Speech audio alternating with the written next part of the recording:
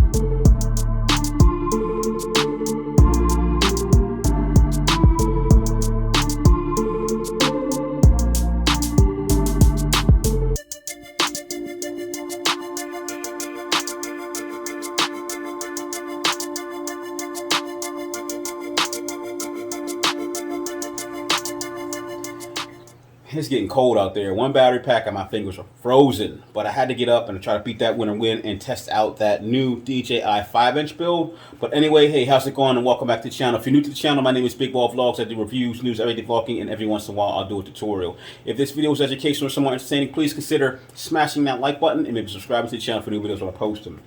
So, yeah, as I mentioned, I wanted to get back inside and do a little bit of an Amazon review about a product that I picked up. And this is the FlySky FMS simulator cable. And at the bottom here, it actually says that you can download something, which I believe is the free version of the FMS flight simulator. If you guys are getting into RC aircrafts, the best way to get into it without the high expense of the learning curve when you're out there crashing trying to learn how to fly is to have a flight simulator. And for years, I flew with the Great Plains real flight simulators, and they came with this Interlink controller, which was a simulated controller or a controller shaped device that you will plug into your USB port and give you the real feel of holding a controller while you're out flying. Or you could actually use the free link, the simulator cable or you could use the simulator cable that the Great Plains real flight came with and plug it into your real controller to get the ultimate real feel of you out piloting your own aircraft. So that's where I was. I kind of had these two controllers. I got the DJI digital controller, and I got this old Radiolink AT9. I just needed a way to kind of hook it up to the computer. So I did a little bit of research online and came across this cable. Found it on Amazon, and until I get my Amazon store set up, I'll put a link to this in the description below. And it's very simple. So won't take long to do this review. Just want to kind of show you how you use it, what it can do for you. This controller cable or simulator cable comes with, I kind of got it plugged in, so let me get it all unplugged. Comes with one USB cable with a 3.5 connection on it, and it also comes with two connection dongles for different style connection ports on the back of your controller. Now, and this is it's probably not going to focus. This is a 4-pin and this is a 6-pin. As you can see, they are different sizes. They both have a 3.5 jack connection on the end, and you also have the 3.5 jack connection on this end of the USB controller for any controller that may have a 3.5 jack connection port on it. So the DJI controller has a 3.5 connection port on it, and the AT9 has the 4-pin connection port on it, and all you simply have to do is plug in the appropriate dongle. I believe these are called dongles. Plug it into your USB port on your computer. Never get that on the first try. Come on. There you go. Probably can't see that from now, but it's a little bit flashing behind it. Let me pull out this little reader right here. You can see that it's flashing. It's flashing to let you know that it works.